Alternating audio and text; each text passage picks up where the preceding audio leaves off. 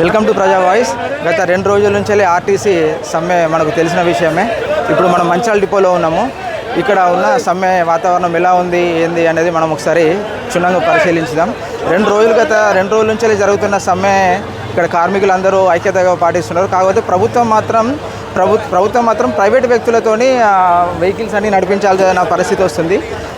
వాళ్ళను కార్మికులు ఏమంటారో, ఈ ప్రైవేట్ వ్యక్తుల నుంచి వీళ్ళు ఎన్ని రోజులు చేస్తారు, ఇక్కడ ప్రైవేట్ వ్యక్తులనే ఎన్ని రోజుల నుంచి చేపిస్తారు అని చెప్పేసి మనం ఒకసారి వాళ్ళ దగ్గర నుంచి కూడా అడిగి తెలుసుకుందాం.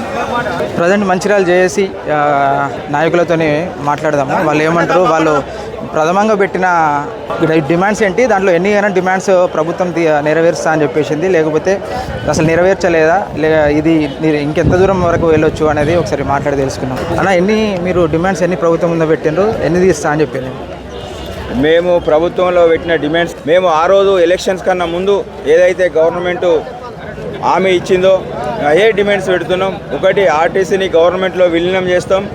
తర్వాత ఆర్టీసీ యూనియన్లు తీసుకొస్తాం. తర్వాత మీకు రావాల్సిన బకాయిలు, పిఆర్సీలు, మీకు రావాల్సిన ఏరియర్స్ కానీ ఏది ఉన్నా మీకు రావాల్సిన బకాయిలు అన్నీ మీకు ఇస్తాం.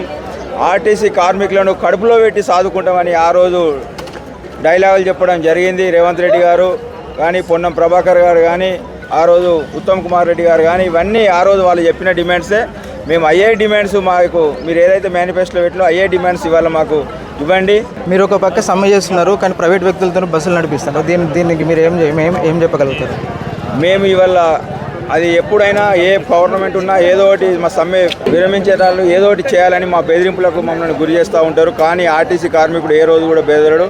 ఆర్టీసీలో సమ్మె చేయింది ఏ రోజు కూడా మా సమస్యల పరిష్కారం కాలేదు. ఇవాళ కూడా అదే ఉంది. వాళ్ళు ఏదైతే అనుకుంటుందో బెదిరిద్దామని మేము భయపడే వాళ్ళం కాదు. ఆర్టీసీ కార్మికులు ఏ రోజు కూడా భయపడడు.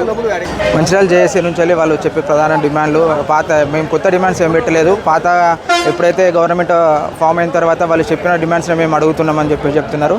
ఎంతమంది ప్రైవేట్ వ్యక్తులు పెట్టినా సంస్థ నిలబడాలి అని అంటే మాతోనే సంస్థ నిలబడుతుంది అని చెప్పేసి వాళ్ళు ముఖ్యంగా తెలియజేయడం జరుగుతుంది. అన్న, నమస్తే అన్న. మీరు రెగ్యులరా ప్రైవేటేనా?